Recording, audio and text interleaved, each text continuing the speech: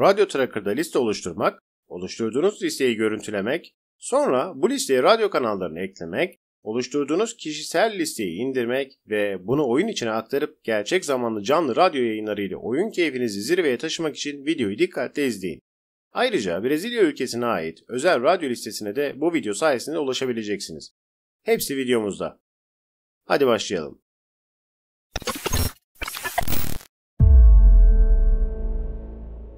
Merhaba, Nebula Game YouTube kanalına hoş geldiniz. Arkadaşlar, Euro Truck Simulator 2 oyunu içerisinde gerçek ve canlı radyo dinlemek için radyo listesi oluşturmanız gerekiyor. Bu radyo listesi oyuna entegre edilebilen ve oyun içerisinde çalışabilen bir liste olmalı. Kişisel radyo listenizi oluşturmak için bu yönde hizmet veren belli web sayfalarını kullanabilirsiniz. Tabii ki bunlarla uğraşmak istemiyorsanız Nebula Game YouTube kanalına abone olarak topluluğumuz ile paylaştığımız hazır radyo listelerine de erişim sağlayabilirsiniz. Evet arkadaşlar, canlı radyo dinlemek için neler yapmamız gerekiyor birlikte bakalım. İlk olarak Radyo Tracker web sayfasına gidiyoruz. Burada yer alan filtreleri kullanarak ülkeye ve radyo türüne göre filtreleme yapabilirsiniz. Videomuzun konusu Brezilya radyo istasyonları olduğu için ben ülkeye göre filtre uyguladım ve Brezilya tercihini yaptım.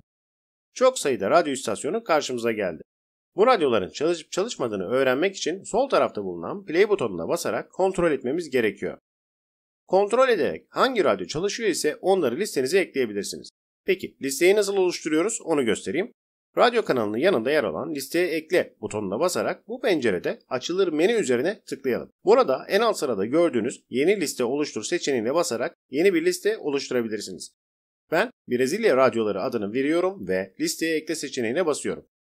Bu tarz uyarı gelirse tekrar uğraşmayın. Zaten listeniz açıldı. F5 yaparak ekranı yenileyin ve kaldığınız yerden devam edin. Sonraki ekranda yeni açtığınız listeniz gözükecektir. Listenizin oluşturulduğundan emin olmak ve listeleri görüntülemek için önce profil düğmesine sonra listelerim seçeneğine tıklıyoruz. Tüm listelerimiz ekrana geldi. Bu bölümde daha önce oluşturduğunuz listelerinizi silebilirsiniz ya da üzerine tıklayarak içerisine girebilirsiniz. Ayrıca bu ekranda radyo listesinin adını da değiştirebiliyorsunuz. Hemen örnek olarak birkaç radyo eklemesi yapalım.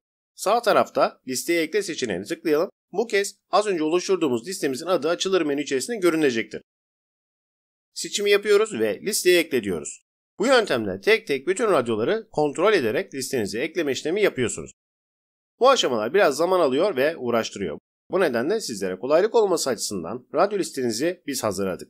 Videonun açıklama bölümünde link mevcut. Güvenli olarak listeyi indireceğiniz adrese yönlendirileceksiniz. Şimdi de bu site üzerinden oluşturduğunuz radyo listesini dışarı aktarma yöntemini göstereyim. Listelerin bölümüne gelip dışarı aktaracağımız listenin içine giriyoruz. Alt bölümde yer alan oyuna aktar seçeneğine basın. Karşımıza 3 adet oyun geliyor. Euro Truck Simulator 2'yi seçiyoruz. Eğer American Truck Simulator 2 canlı radyo listesi oluşturmak istiyorsanız üstteki seçenekle ilerleyebilirsiniz. Euro Truck Simulator 2'yi seçtikten sonra bir süre bekliyoruz. Bu sırada listemizin çıktısı oluşturuluyor. Ve dosyamız indi. Arkadaşlar Radyo Tracker'dan indirdiğiniz listeyi ya da videonun açıklama bölümünde sizlere verdiğimiz listeyi oyun içine aktarmanız gerekiyor. Evet. Live Streams C adındaki metin dosyasını kopyalayın ve belgelerim klasörü içerisindeki Euro Truck Simulator 2 klasörü içerisine yapıştırın. Dikkat edin, birçok oyuncu bu adımı yanlış yapıyor. Dosyayı farklı bir konuma eklemeyin. Belgelerim klasörünün içinde yer alan Euro Truck Simulator 2 klasörüne yani C sürücüsündeki doğru dizine yerleştirilmesi gerekiyor. Dosyamı kopyalıyorum ve doğru alana yapıştırıyorum. Karşınıza bir soru gelecek. Hedefteki dosyayı değiştir seçeneğine basın. Böylece hazır canlı radyo listemizi oyun içine aktarmış olduk.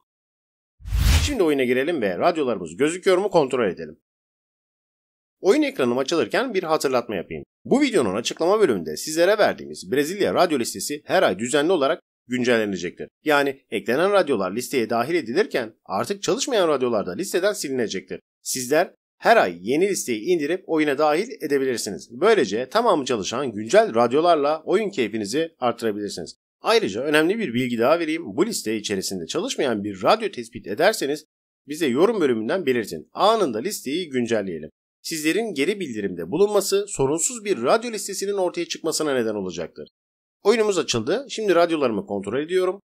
Evet, tamamı Brezilya radyolarından oluşan bir liste. Listemizde tam 588 tane radyo kanalı var.